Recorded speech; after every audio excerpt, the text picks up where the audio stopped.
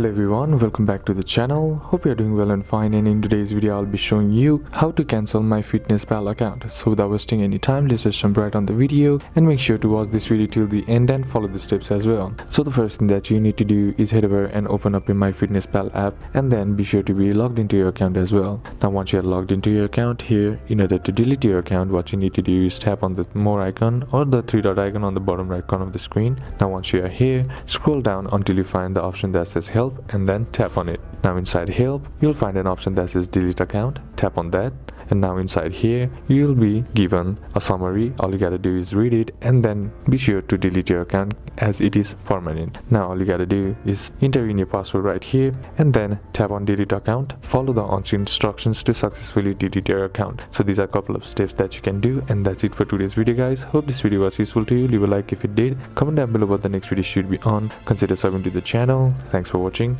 Bye bye.